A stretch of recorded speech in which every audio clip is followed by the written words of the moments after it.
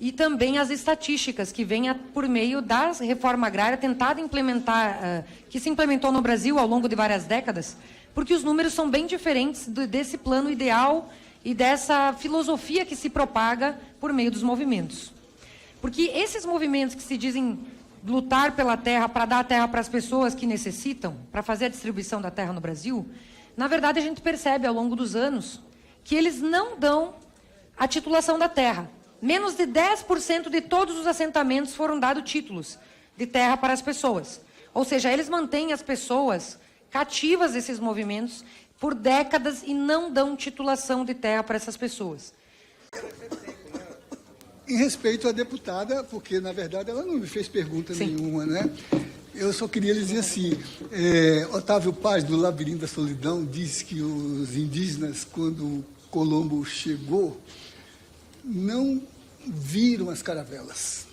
Não viram. Elas estavam ali fundeadas, mas não havia cognição para poder representar cerebralmente uma imagem que era absolutamente incompatível com o quadro mental de uma cultura que não tinha elementos para visualizar. Por isso que os gregos diziam que teoria significa aquele que vê. O teorens é o que vê, é o que enxerga. A gente só vê o que tem cognição para ver. Eu não tenho como discutir com a deputada, porque a sua visão de mundo, a sua percepção como cosmovisão, só lhe permite enxergar o que a senhora já tem escrito na sua cognição. Então, a senhora vai ver, não é o que existe, mas é o que a senhora recorta da realidade. A realidade é recortada por um processo cognitivo de historialização. Então, eu não posso discutir um tema que contrapõe visão de mundo, concepção de mundo, entendeu? Eu vejo outra coisa. A senhora vê isso. É esse o debate que está aqui, né? Eu fico pensando assim, a senhora fala desse povo todo, né? Eu fico pensando, eles aqui assistindo essa reunião, né? Assistindo essa reunião, em função das assembleias que o senhor viu, todo mundo fala, todo mundo... como é que eles representam na cognição deles o civilizado de uma reunião como essa, que discute questão de ordem, que discute o deputado está obstruindo, não sei o quê. São referenciais, né, que significam que o real não é aquilo que existe, mas é a representação que a gente faz do como a gente o vê. Paciência, né? Por isso que é a pluralidade de concepções de mundo, né? Ela, por exemplo, ela viu o marxismo. O governador viu Teologia da Libertação, não foi?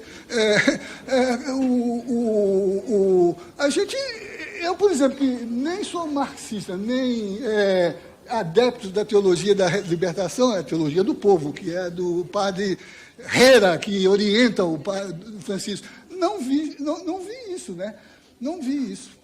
Mas eu agradeço, deputada. Eu vou mudar meu foco de visão para enxergar essa percepção. Só pedir para ver as estatísticas concretas do DOR, do TCU, do INCRA, estatísticas reais e não do seu mundo subjetivo. Tá bom, deputada. Não, porque ele me ofendeu, presidente, ele me ofendeu, com todo o respeito. Tentou ser com categoria acadêmica vindo debochar da nossa cara. Por favor, né? Com a palavra, deputado... Aqui, qual a sua visão sobre a importância, dentro deste processo todo de reforma agrária, da importância do fecho final dessa política pública, que é a titulação das propriedades àqueles que participam, que compõem os assentamentos? Todo este tensionamento que existe é a falta de conclusão do processo. Tanto que não só o movimento sem terra, mas o movimento quilombola, o movimento indígena, estão tendo que se ver na condição de autodemarcarem, de constituírem a titularidade histórica e política daquilo que é sua reivindicação de acesso, não só à terra, porque, em geral, não há uma referência mercantil nesse processo. Por exemplo, Os quilombolas só recebem titulação se for coletivo, não pode individualizar, não pode ser instrumento de mercado.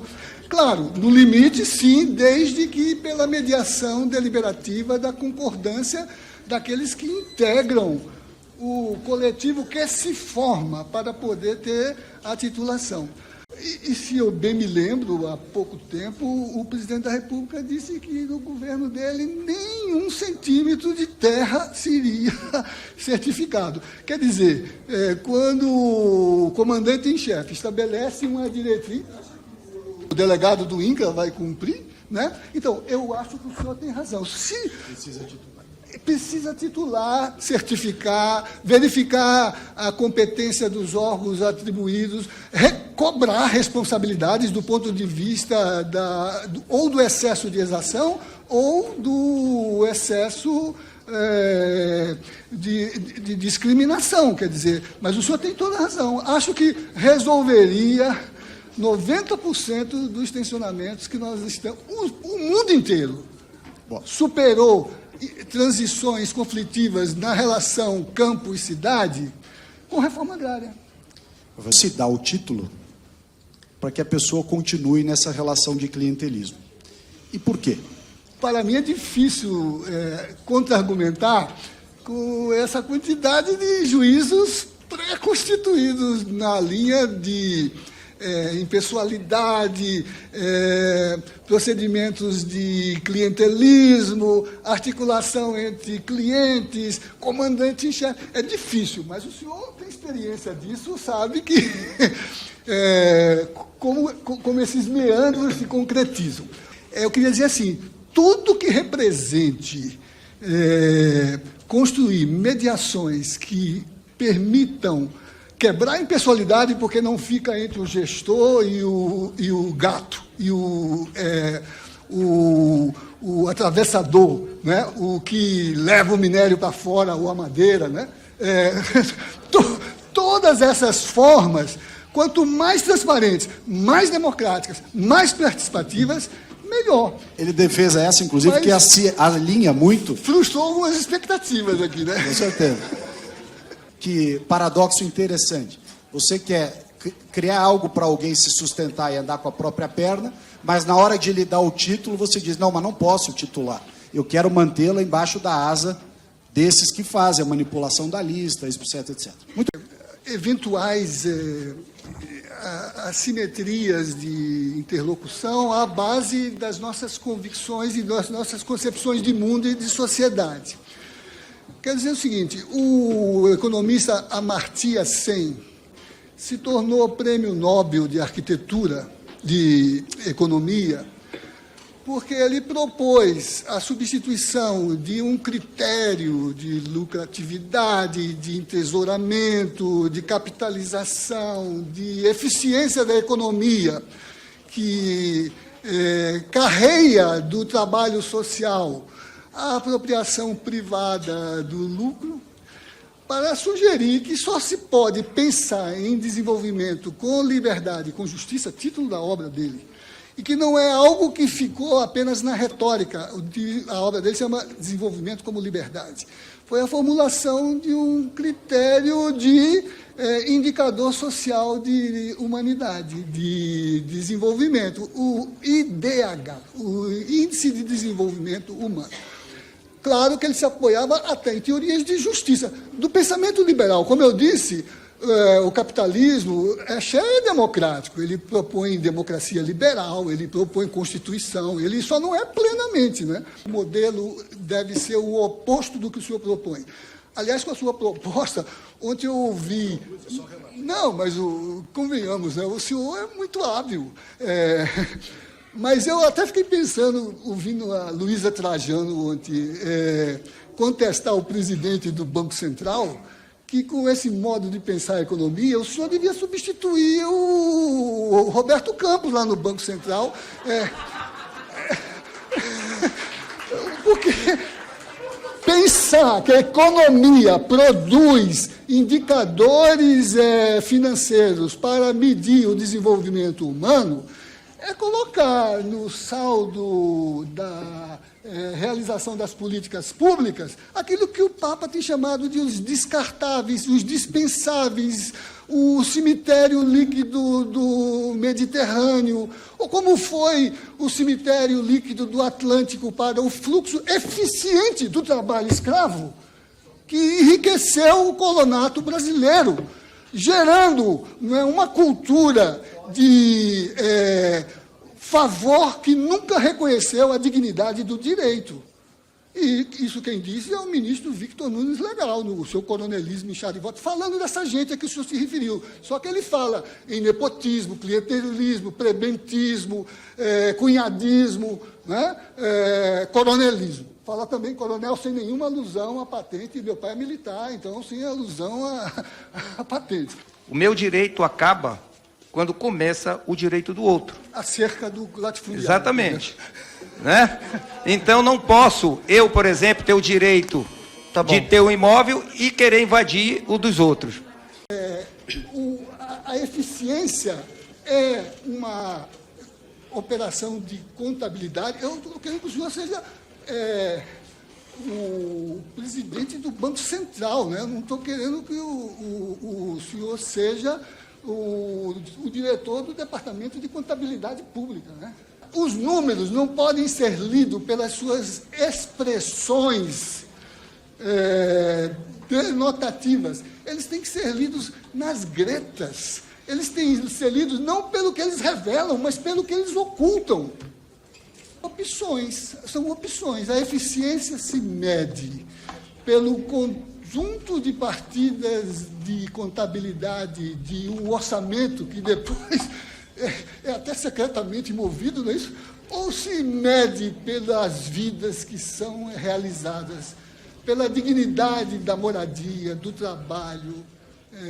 Essas pessoas não querem jatinhos, não querem jet skis, não querem viajar a Cannes, não querem viajar para Disneylândia, ou Flórida, né? Essa gente quer ter um lugar para trabalhar, quer ter uma escola para os seus filhos, e é por isso que eu digo a vocês, é uma coisa que vocês precisavam ver. O deputado falou da Bahia, eu vi um pouco aqui a conversa, né? Aqui, ó, fico prestando atenção em tudo. O programa do INCRA, que ele critica, que é o Pronera, que educou, fora a competência ministerial da educação, o mais qualificado insumo de formação da creche à pós-graduação de assentados da reforma agrária, e que se espalharam pelas universidades brasileiras, chamado Pronera. Eu vi o senhor falar num debate aqui da Mônica Molina. A Mônica Molina dirigiu esse projeto. Ela não é do MST, ela é PhD. Entendeu? Ela não é do MST, mas ela dirigiu esse projeto. Quem falou nela não fui eu, foi a moça que veio aqui dizendo que ela ia lá achacar os caras lá no movimento. Ela falou Mônica. Né? Podia ser do Maurício de Souza, a Mônica do Coelhinho lá, né? Deve ser mesmo.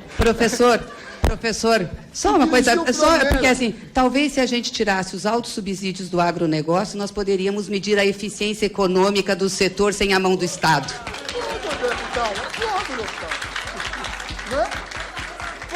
Professor. Depauperação do Tesouro Público. Claro, total. Vamos lá. Há uma tendência de reduzir a ideia de função social. O senhor recuperou o caráter não só econômico, mas o político e o social, aos indicadores de produção, GUT, GE, não é? E para aí, quando na Constituição, o sentido da justiça social não é só inferir esses elementos de processo produtivo acumulativo, é também verificar se preserva a natureza, o meio ambiente, se não há trabalho reduzido à condição análoga de escravo, para usar um eufemismo, porque a rigor não é análoga, né? Para verificar se a terra não está sendo usada para fins ilícitos, né?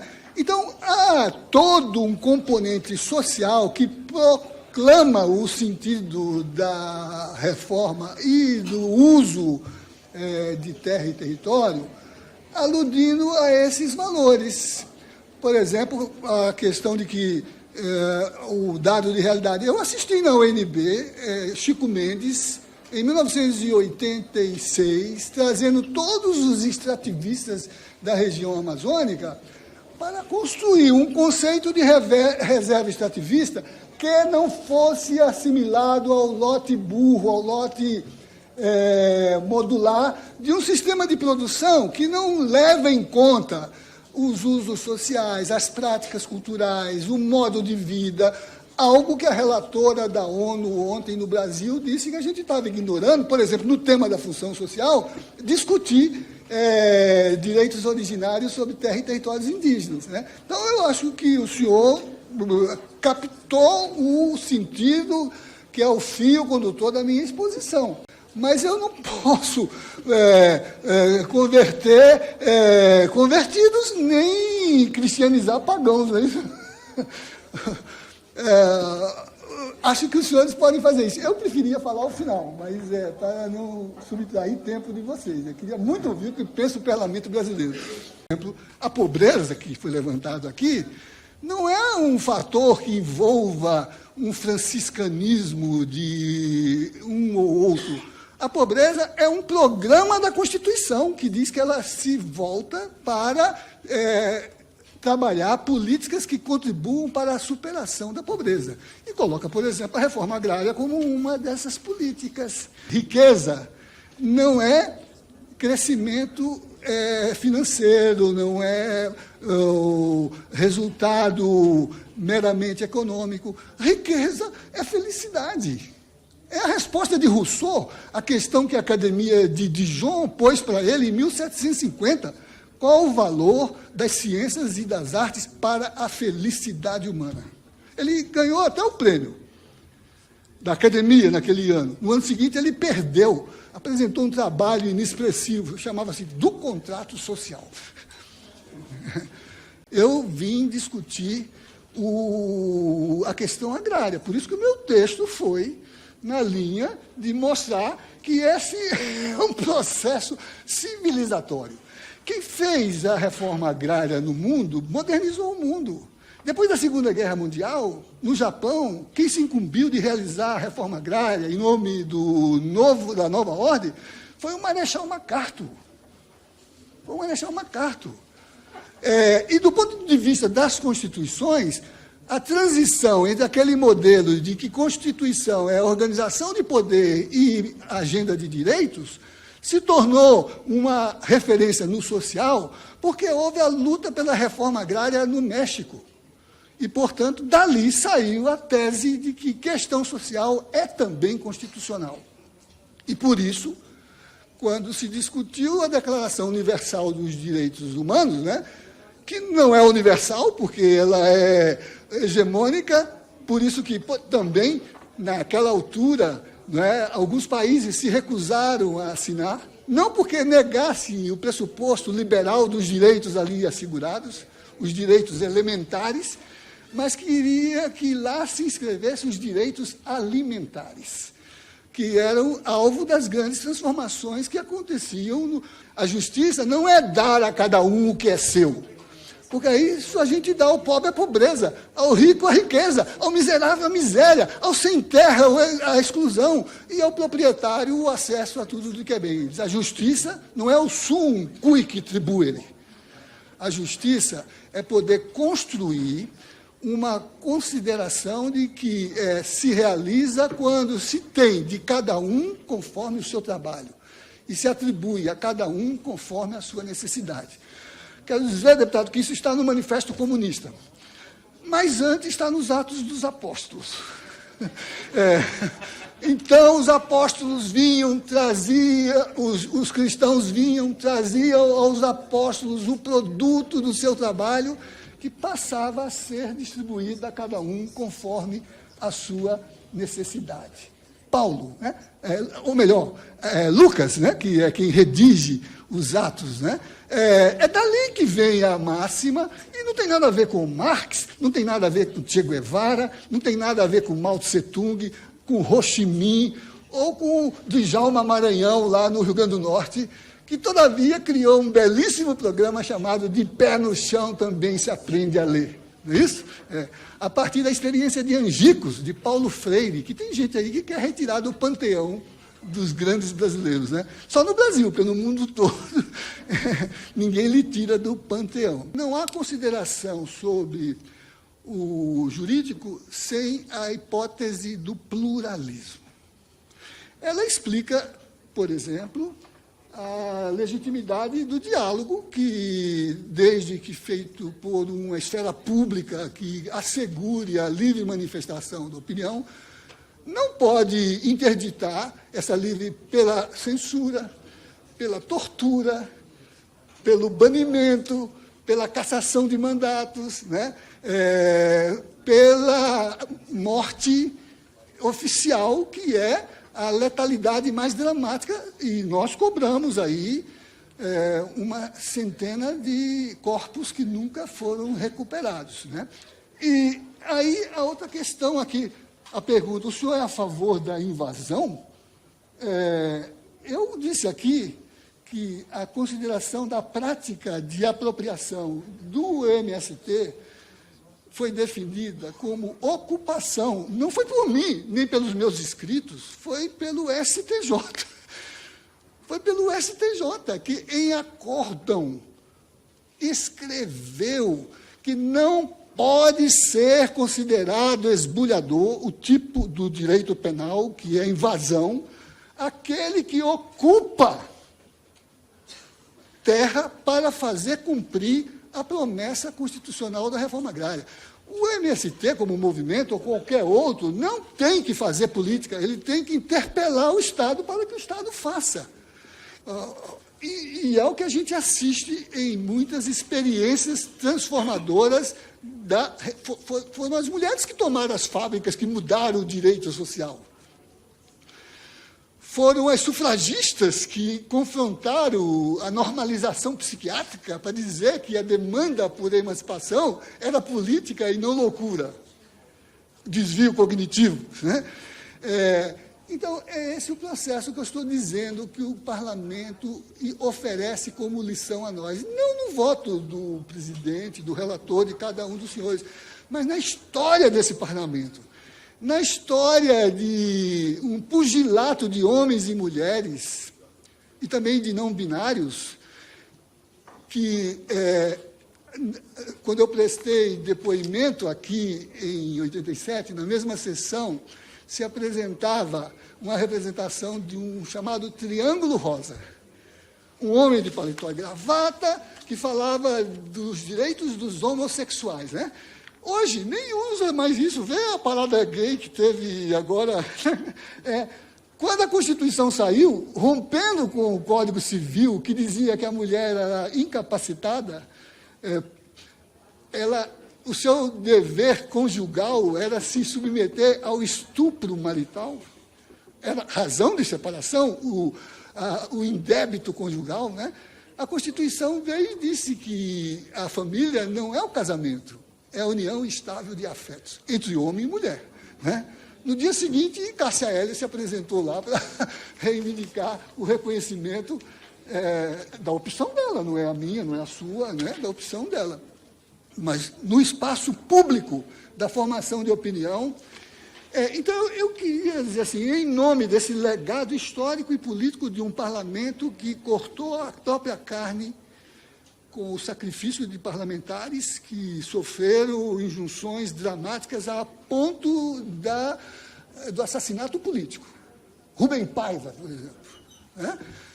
É importante que, nesta casa, se respeite o pluralismo e a pluralidade de ideias, que se considere que os movimentos sociais são uma experiência histórica. Morreu essa semana Lanto Renes, 93 anos, trabalhando o reconhecimento das lutas históricas dos movimentos sociais, sobretudo na América Latina, para poder estabelecer que são conflitivos, mas eles carregam um projeto.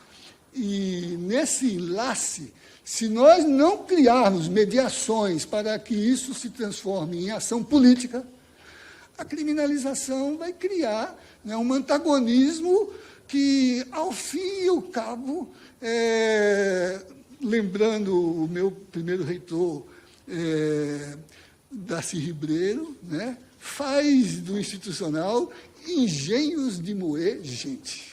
Engenhos de moer gente. Se nós não quisermos ser os que moem a carne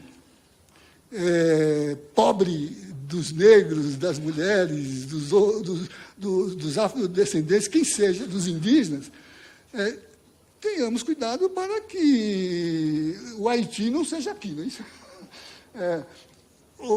E não sejamos moídos nessa mesma engrenagem, né?